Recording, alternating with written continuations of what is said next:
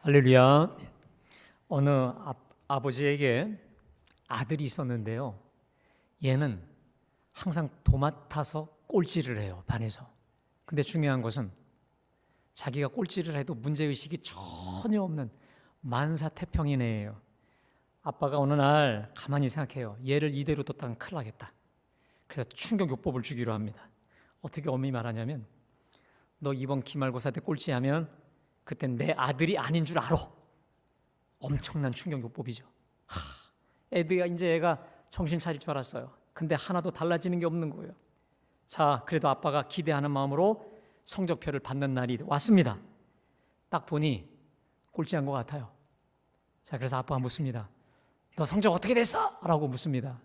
그러자 이 아들이 아빠를 가만히 보면서 아주 여유 있게 이렇게 말했답니다. 아저씨 누구세요? 이해가 잘 안 가십니까? 자기가 꼴찌한 걸 이렇게 재치 있게 받아친 아이였다는 것이죠. 여러분, 오늘은 우리가 대강절 세 번째 주일로 세 번째 기쁨의 초를 밝혔습니다. 이 세 번째 기쁨의 초는요, 이 땅의 기쁨의 구주, 기쁨의 왕으로 오신 우리 주님을 기억하고 기다리기 위함인 건데, 많은 사람들이, 예수님을 잘 모르는 사람들이 우리 예수님을 향해 이렇게 표현해요. 흥을 깨는 예수, 또 재미없는 예수, 종교적 예수님으로 칩을 하거든요. 하지만 그거는요, 예수님을 전혀 몰라서 하는 겁니다. 우리 예수님은 흥을 깨는 분이 아니라 깨어진 흥을 다시금 돋우시는 분이시고요. 이미 에덴에서 잃어버린 기쁨을 다시 회복시키시되 풍성히 그리고 완벽히 회복시키셔서 우리로 세상이 줄 수도 없고 알 수도 없는 기쁨의 사람, 영원한 기쁨의 사람이 되게 하시고자 이 땅에 오신 줄로 믿습니다. 제가 우리 예수님의 이 재미난 것, 우리 예수님의 이 흥을 언제 깨달을 때가 있냐면, 제가 어떤 문제를 가지고 기도하잖아요. 그러면 우리 주님이 응답을 주실 때, 제 마음으로 생각으로 깨달음을 주실 때 보면요, 어떨 땐 얼마나 재밌고 유머러스 하시고 사람을 정말 유쾌하게 만드시는 줄 몰라요. 그래서 여러분, 제가 확신합니다. 제대로 성령 충만하면 재밌어요. 아멘? 정말 제대로 성령 충만한 사람은 유머러스하고 재밌고 얼마나 신이 있는 사람이 흥이 있는 줄 몰라요. 자, 더욱이 그래서 우리 주님이 이 땅에 태어나셨을 때 천사가 목자들을 향해서 우리 주님을 이렇게 소개하죠. 무서워하지 말라. 보라, 내가 온 백성에게 미칠 큰 기쁨의 좋은 소식을 너희에게 전하노라. 한번 따라할까요? 온 백성에게 미칠 큰 기쁨의 좋은 소식. 그러니까 우리 예수님의 나심이 좋은 소식인데, 이 좋은 소식을 표현하기 위해서 온 세상에게, 온 백성에게 미칠 큰 기쁨의 좋은 소식이라고 이렇게 표현하고 있는 거예요. 더군다나 우리 예수님이 이 땅에 오셔서 많은 기적을 베푸셨는데, 그 베푸신 기적 중에 첫 번째 기적이 바로 포도주가 떨어져 이제 흥이 깨진, 다시 말하면 잔치의 흥이 사라질 뻔했던 혼인잔치에 흥을 불어넣으셨다. 새로운 기쁨을 창조해 주신 오늘 본문의 가나 혼인잔치였던 것이죠. 다시 말해 우리 예수님 기적의 첫 무대가 잔치집이었습니다. 여러분, 결혼 잔치하면 무엇이 떠오르십니까? 제가 지난번에 고백드린 것 같은데, 저희 집이 우리 외갓댁 이게 강화라서 부모님 손에 이끌려서 시골 외갓집에 갔던 적이 많이 있습니다. 자, 일단 시골 잔치집에 가면 제일 좋은 게 음식 아니겠습니까? 평소에는 먹지 못했던 잔치국수, 또 돼지고기, 부침개, 떡, 잡채, 식혜, 수정과 평소에 먹지 못했던 걸 참 많이 배불리 먹잖아요.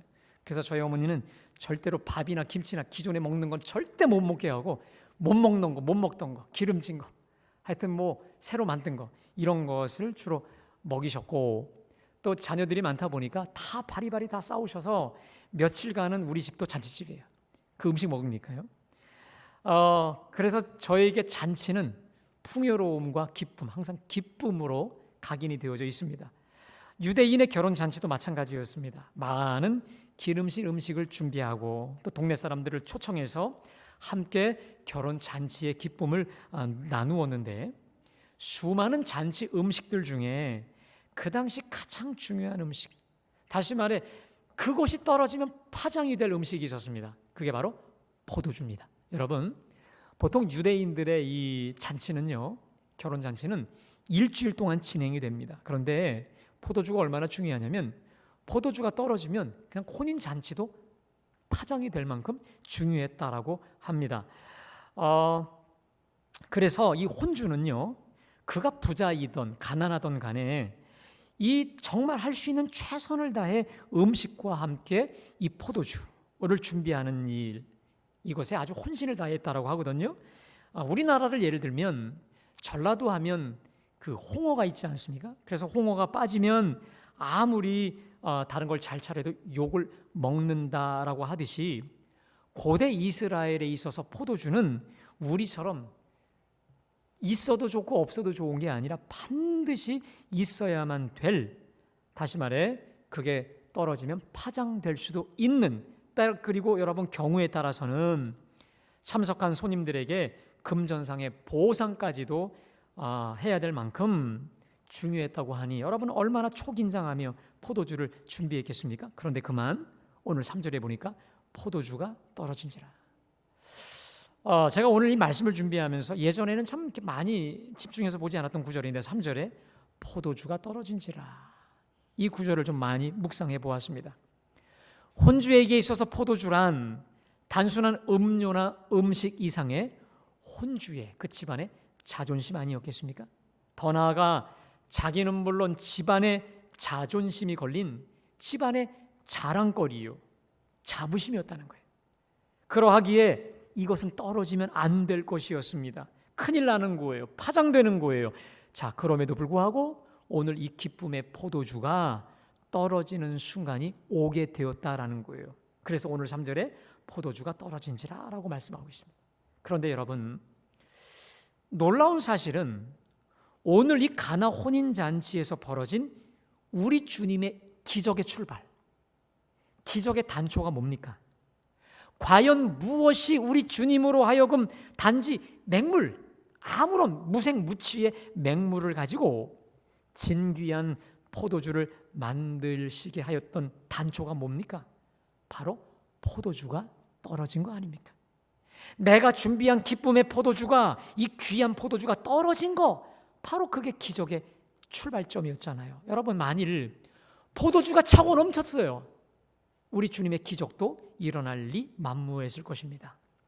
떨어져서는 안 될 그토록 나의 소중한 포도주에 떨어진 위기가 도리어 우리 주님 손에서는 기적의 기회, 기적의 도구가 되었다는 것이죠.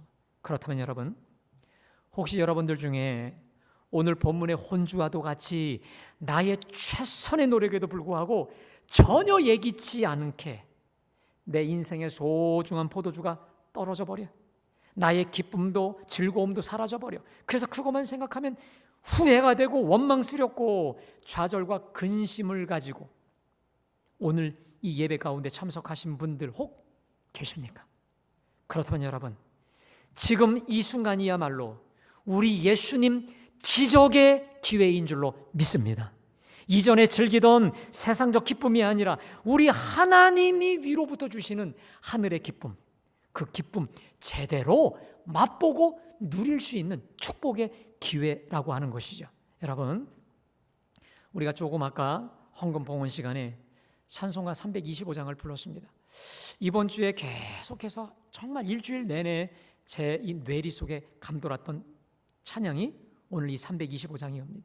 특별히 1절에 보니까 예수가 함께 계시니 시험이 오나 겁없네, 기쁨의 근원 되시는 예수를 위해 삽시다. 여러분, 여기서 우리 주님을 기쁨의 근원, 기쁨의 근원지라고 말씀하고 있지 않습니까? 그렇다면 이제라도 기쁨의 근원 되시는 우리 주님이 주시는 그 기쁨, 담이 없는 기쁨, 다시 말해 환경과 여건과 전혀 상관없이 부어지는 그 영원한 기쁨 우리가 퍼올려서 맛보아야 그리고 그 기쁨 가운데 살아가야 되지 않겠습니까? 어떻게 해요? 오늘 세상 포도주, 세상의 기쁨이 모두 떨어진 그 위기 한복판에서 오히려 도리어 전천후 주님의 포도주로 다시 말해 주님의 기쁨을 누리며 체험받을 수 있었던 걸까요? 여러분, 어떻게 이 모든 것이 다 떨어질 만한 위기 상황 속에서 우리 주님의 전천후 포도주의 기쁨을 누리며 체험받을 수 있었겠느냐 이거예요. 이것이 오늘 마리아의 이 고백, 믿음 속에서 나타나고 있는데 오늘 제가 3가지로 전천후 하늘의 기쁨을 누릴 수 있는 방법을 우리 함께 묵상해 보고자 합니다. 여러분, 오늘 이 하늘의 기쁨, 주님의 기쁨, 영원한 기쁨을 누리는 이 주님이 말씀하신 이 비결이 우리 모두의 비결 되시기를 주님의 이름으로 축복합니다. 자, 첫 번째로 어떤 상황 중에서도 주님만 믿고 간구하라는 것입니다. 한번 따라하겠습니다. 어떤 상황 중에서도 주님만 믿고 간구하라. 자, 여러분 오늘 3절을 한번 다 같이 봉독합니다. 자, 시작. 포도주가 떨어진지라 예수의 어머니가 예수에게 이르되 저들에게 포도주가 없다 하니. 자, 지금 마리아의 태도를 보십시오. 아마도 이 마리아는 혼주하고 좀 친척지간이었던 것 같습니다. 그러나 손님으로 초대는 받았지만요. 그래서 이 예수님의 어머니 마리아가 이 잔치의 상황을 쭉 보다 보니까 포도주가 떨어지고 있는 걸 알게 되었어요. 다시 말해 이 큰 위기를 직감한 것이죠. 여러분, 그러면 상식적으로 포도주가 떨어지면 마리아가 누구에게 달려가야 됩니까? 누구에게? 혼주에게 달려가야죠.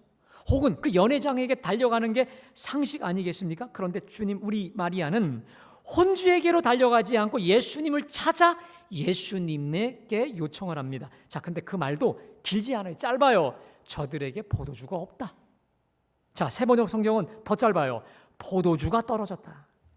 아마도 혼주는 속이 바짝 타들어갔을 거예요. 그리고 심장이 꽉 조여졌을 상황인데 지금 어머니 마리아의 요청을 보세요. 포도주가 떨어졌다. 얼마나 짧고 심플합니까? 어떤 호들갑도 또 어떤 조급함도 없어요. 자, 그런데 여러분, 우리 예수님의 대답이 아주 시큰둥하세요. 4절에 보니까 예수께서 이르시되 여자여 나와 무슨 상관이 있나이까? 내 때가 아직 이르지 아니하였나이다. 나와 무슨 상관이 있나이까? 여러분, 솔직히 얘기하면 오늘 예수님도 손님이에요. 쉽게 얘기하면 우리 예수님은 오늘 포도주 떨어진 거하고 예수님하고는 아무런 상관이 없이 그냥 예수님 어머니와 함께 제자들과 함께 오늘 이 자리 손님으로 참여한 것이기 때문에 사실 예수님과 아무런 상관이 없습니다. 단지 누가 걱정해야 되느냐? 신랑 측에서 걱정해야 되고 그다음 연회장이 고민할 일이지 예수님하고는 전혀 상관없는 거예요. 자, 게다가 거기 내 때가 아직 이르지 아니하였나이다. 여러분, 우리 예수님은요 공생애를 사시면서 100% 정말 99%도 아니고 100% 언제나 성부 하나님, 아버지 하나님의 뜻과 섭리에 따라서만 움직였기 때문에 당신 스스로의 의지를 갖고도 하시지 않았어요. 100% 아버지가 일하시니 나도 일하신다.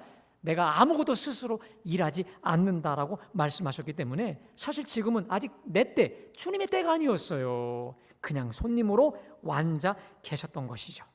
자, 그런데 5절을 보니까 여러분, 우리 다 같이 5절 말씀 한번 다 같이 봉독합니다. 시작. 그의 어머니가 하인들에게 이르되 너희에게 무슨 말씀을 하시든지 그대로 하라 하니라. 여러분, 이게 뭘까요?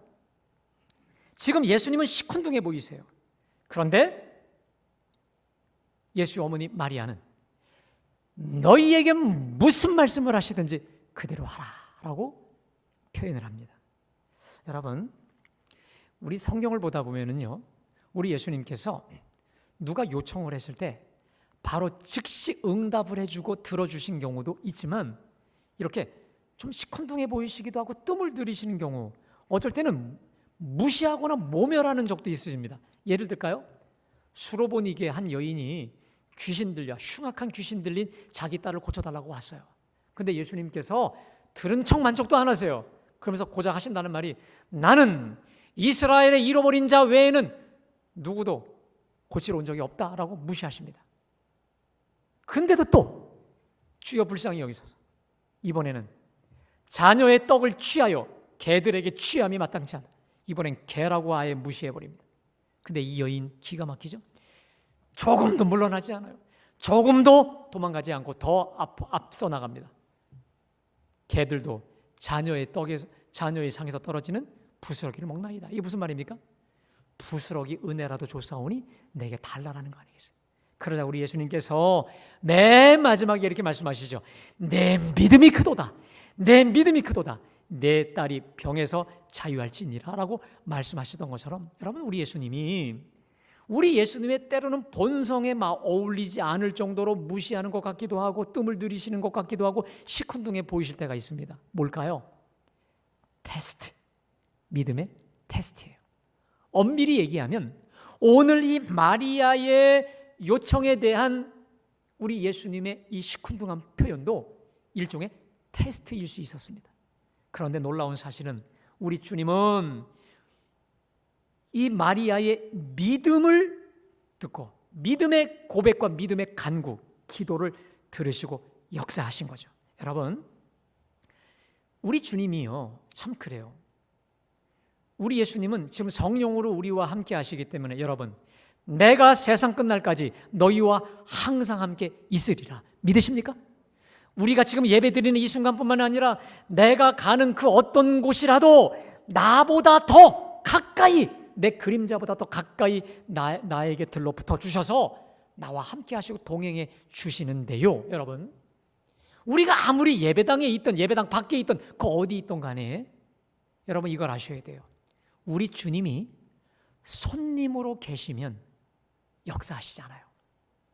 아무리 예배당 안에서 주님을 찬양하고 뭐 별수를 우리가 다 한다 할지라도 주님을 그냥 손님으로 두시고 우리가 주인이 되고 주님이 손님으로, 이게 지위가 바뀌어지면 우리 주님은 죽을 때까지 그냥 손님으로 아무런 역사도 하시지 않습니다. 그런데 오늘 비록 예수님의 대답이, 반응이 시큰둥해 보이고 적극적이지 보이지 않을지 모르지만 오늘 마리아가 저들에게 포도주가 없나이다. 주여, 주님이 하셔야 됩니다.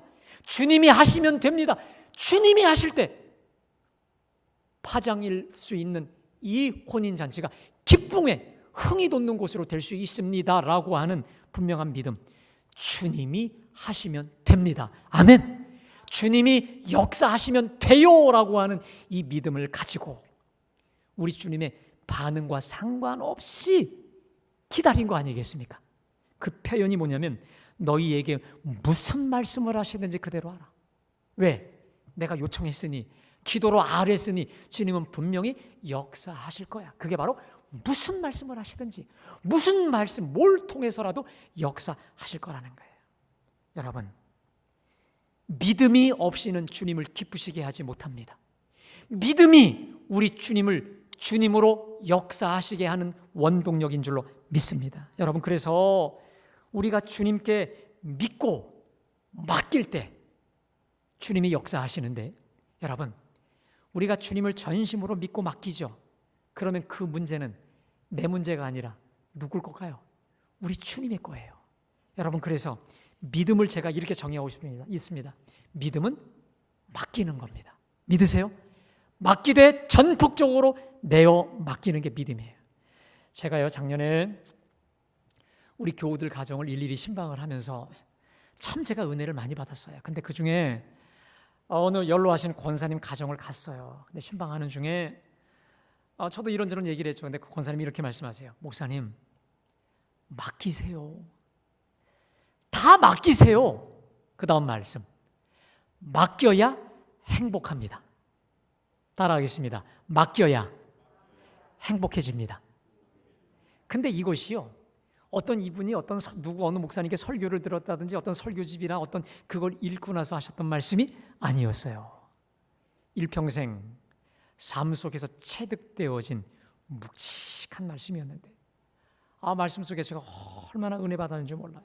사랑하는 여러분, 맡길 때 이루 말할 수 없는 하늘의 기쁨, 우리 주님의 행복, 우리에게 부어주시는 줄로 믿습니다. 자, 그래서 베드로전서 5장 7절에 우리 주님이 이렇게 말씀하셨어요. 우리 다 함께 봉독합니다. 시작. 너희 염려를 다 주께 맡기라. 이는 그가 너희를 돌보심이라. 여러분, 이 구절을 다른 번역 성경은 이렇게 말씀하세요. 여러분의 모든 근심 걱정을 하나님께 맡기십시오. 늘 여러분의 생각으로 가득 차 있는 하나님께서, 여러분 보세요. 하나님이요, 늘 우리를 향한 생각으로 가득 차 있는 하나님이 여러분에게 일어나는 일을 일일이 보살펴 주신다는 거예요. 여러분, 맡겨버릴 때 우리 하나님이 어떻게 저와 여러분을 통해 역사하시는지, 믿음의 이 실험, 믿음의 건강한 영적인 실험을 많이 하여 많은 간증이 우리 속에 충만하게 되기를 주님의 이름으로 축원합니다. 여러분, 두 번째로 주님 주시는 하늘의 기쁨 날마다 누리는 비결은 주께서 무슨 말씀을 하시든지 그대로 순종하는 것입니다. 한번 따라합시다. 무슨 말씀을 하시든지 그대로 하라. 여러분, 사실 그렇습니다. 오늘 저 맹물, 무색무취의 맹물이 진귀한 포도주로 변화되게 된 결정적 비결이 뭡니까? 이 하인들의 순종 아니겠습니까? 다 얘는 이런 겁니다. 항아리에 물을 채우라 했더니 아구까지 물을 채웠어요. 자, 이제는 연회장에게 갖다 주라 하니까 역시 말씀하신 대로 갖다 주었으니 이루어진 기적이 아니었겠습니까? 자, 여러분, 거기 보면 두세 통 드는 돌항아리라고 되어 있습니다. 유대인의 가정에는 이 정결 예식을 위해서 항상 있는데, 이 돌항아리 하나가 두세 통 든다는 게 뭐냐면 우리로 말하면 100리터짜리 물이 들어가요. 그러니까 100리터가 적은 양이 아니거든요. 자, 일단 이 하인들이 육체적으로 순종이 힘들 것은 그 큰 돌항아리 6개에다가 물을 절반도 아니라 가득 온전하게 순종하는 거 육체적으로 쉽지 않았을 것입니다. 또 하나, 심적으로 쉽지 않았을 거예요. 여러분 생각해 보세요. 지금 물을 채우잖아요. 그걸 갖다 주라고 하지 않습니까? 그러면 그거 갖다가 주는 데 있어서 마음에 보통 심란하지 않았을걸요? 이게 도대체, 그래서 어느 분들은 그런 얘기예요. 이게 언제 빨간 걸로 변했을까? 언제 변했을까? 그래서 어떤 분들은 백포도주다, 신포도주다, 뭐 이런 여러 가지 해설들이 있는데, 중요한 것은 만일 이 하인들이 주인에게 그걸 갖다 줬을 때 맹물이었다면 다 해고죠. 그렇죠? 혹은 감옥에 가두어질 수도 있는 아주 굉장히 중차대한 상황에서 그들은 자신들의 생각, 자신들의 소견, 자신의 상식 다 내려놓고 무슨 말씀을 하시든지 그대로 순종했을 때 주님이 물로 된 포도주를 만드는 기적을 만드신 줄로 믿습니다. 여러분, 순종이 기적을 베푸시는 거예요.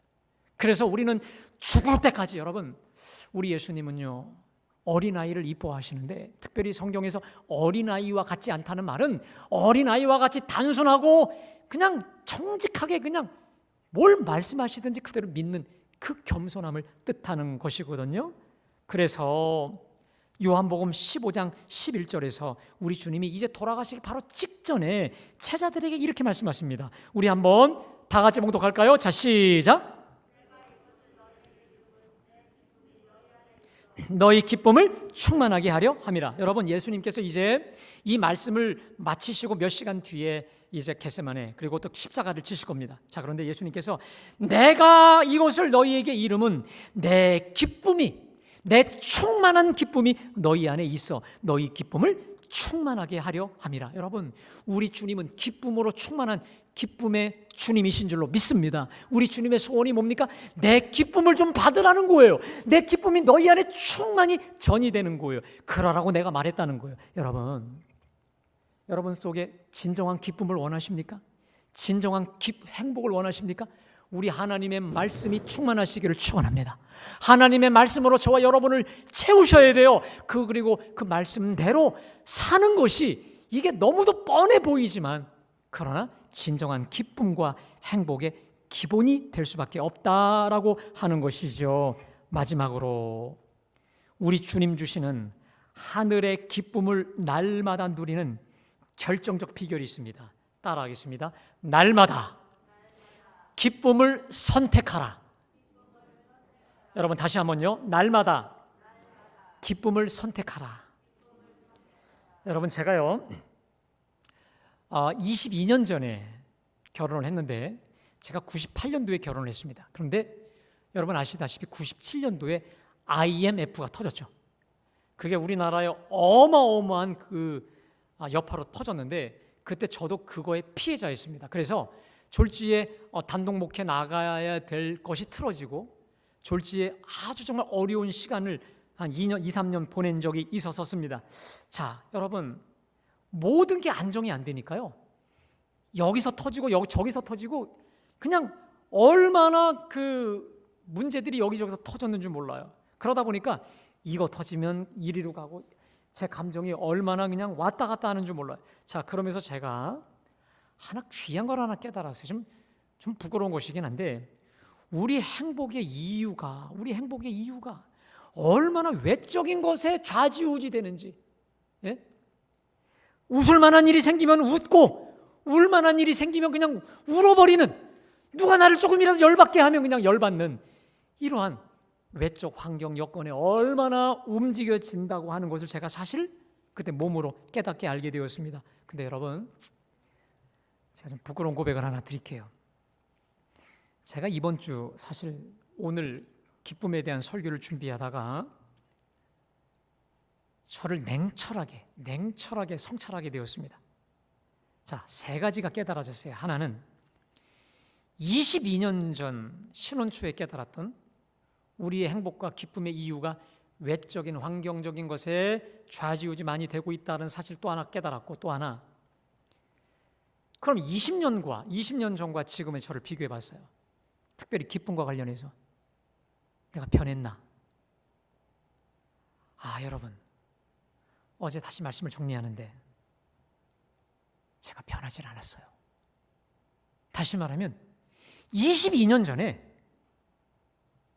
저 22년 전이나 지금이나 여전히 환경과 여건에 따라서 좌지우지되고 있는 저를 보면서 다른 건 조금 업그레이드 된 거 있는 것 같은데 기쁨과 관련해서는 제자리. 누가 여기서 툭 치면 이것 때문에 기쁘면 좋은 건데 누가 나를 기분 나쁘게 상하게 하면 그냥 또 내리 깔아앉는 기쁨에 가난한. 자, 세 번째, 왜 내가 달라지지 않았을까? 여러분 지금이 중요합니다. 왜 내가 20년이나 전이나 지금이나 똑같은가 생각해 봤더니 철저하게 내가 생각을 해봤어요. 내가 기쁨을 선택하지 않았다는 거예요. 기쁨을 선택하지 않았다. 그냥 나를 그냥 내버려 뒀지 의도적이고 고의적으로 내가 기쁨을 선택하지 않았다는 거예요. 여러분 정말 깜짝 놀랐어요. 여러분 우리가 의도적으로 뭔가를 선택한다는 거, 의도적으로 결단한다는 게 이렇게 엄청나게 중요하다는 사실을 제가 알게 되었습니까? 여러분들은 과연 어떠세요? 지금 이 고백하는 저의 고백과 많이 여러분 다르십니까? 아니면 저와는 다른 전천후 하늘의 기쁨을 지금 누리고 계십니까? 사랑하는 여러분, 우리가 이제 달라져야 돼요. 아멘? 저는요 사실 원래 이 설교를 계획했던 것도 아니에요. 그런다가 우연히 이 초에 대한 것을 알게 되면서 세 번째 주는 기쁨의 초지, 기쁨의 주님을 묵상하다가 사실 제 깊숙한 곳까지 들어왔어요. 저를 가만히 들여다보니 변화돼야 돼. 거듭나야 돼. 새로워져야 돼. 이제는 그 어떤 외적인 환경과 조건과 여건이 범접할 수 없는 내적인 기쁨, 충만한 기쁨, 변함없는 기쁨, 영원한 기쁨을 누리며 사시기를 축원합니다. 여러분, 그리고 그 구체적인 비결을 우리 주님이 이미 말씀하셨어요. 2000년 전에 데살로니가전서 5장 16절부터 18절 말씀. 너무도 잘 아는 말씀이지만 여기가 진리가 있습니다. 우리 다 함께 봉독합니다. 시작. 쉬지 말고 기도하라. 범사에 감사하라. 이것이 너희를 향하신 하나님의. 사랑하는 여러분, 어떠한 환경 속에서도 항상 기뻐하기를 선택하십시오.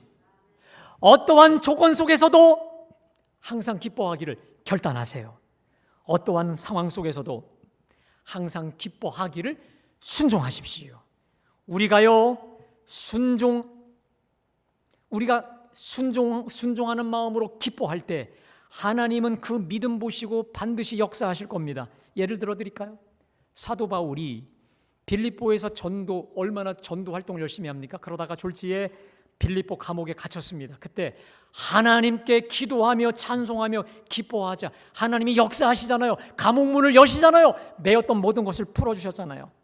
다니엘이 감옥에 들어갈 것 번연히 알고 있음에도 먼저 하나님께 감사할 때 하나님이 사자의 입을 막으셨듯이 환경이 좋지 않고 불평하고 환경이 좋지 않다고 불평하고 낙심하고 신세 한탄하지 말고 먼저 기뻐하십시오. 그리고 무엇보다 지금 기뻐하세요. 지금 기뻐하세요. 여러분, 기쁨을 미루지 마세요. 우리가 이런 마음이 있어요. 제가 왜 결단을 안 했냐면 이런 마음이 있어요. 항상 기뻐하라 이 말씀을 별로였냐면 언젠가 항상 기뻐할 날이 오겠지 이런 생각했어요. 20년 아니 30년 앞으로 제가 죽을 때까지로도 항상 기뻐하는 습관은 안 될 겁니다. 뭐 하지 않으면 지금 결단하지 않으면. 여러분, 기쁨을 미루지 마십시오. 지금 기뻐하세요. 지금 여기에서 항상 기뻐하기를 선택하고 결단하고 순종할 때 우리 주님이 너무도 기뻐하사 기뻐할 일 만일 주실 줄로 믿습니다. 순종하는 마음으로 항상 기뻐할 때 기뻐할 일 많이 주실 거예요. 기쁜 일 몰아다 주실 거예요. 칼 바르트라고 하는 위대한 신학자가 이렇게 말합니다. 부활의 소식을 믿는 크리스찬이 더 이상 슬픈 얼굴을 하고 다닐 수 없으며 아무 희망이 없는 사람처럼 유머 없는 삶을 살 수 없다라고 하였듯이 여러분,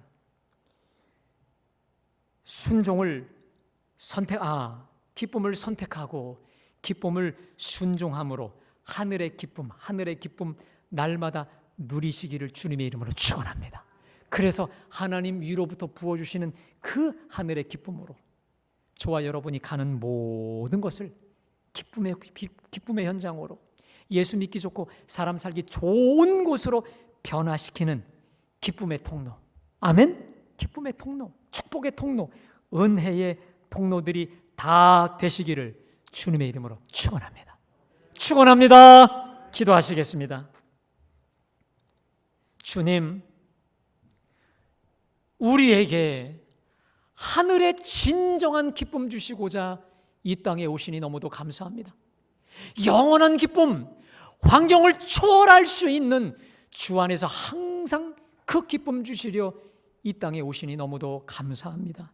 그런데 주님, 우리의 믿음이 약하고 우리 눈이 아둔하여 기쁨을 미루고 기쁨을 연기하고 불평과 원망 속에 살았던 우리를 이 시간 회개하오니 용서하여 주시옵소서. 주님, 이제부터 어떠한 환경, 조건, 여건 안에서도 항상 기뻐하기를 결단합니다. 선택합니다. 순종합니다.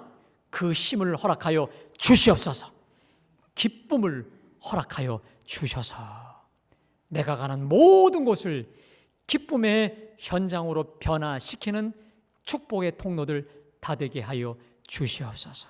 이제는 우리 주 예수 그리스도의 구속의 은혜와 하나님 아버지의 그 크신 사랑과 성령의 감동하심과 역사하심과 축복 주심이 항상 기뻐하라 말씀하신 대로 기쁨을 결단하고 기쁨을 선택하기로 결단하는 우리 모두 위에 이제로부터 영원히 함께 하시기를 간절히 축원하옵나이다.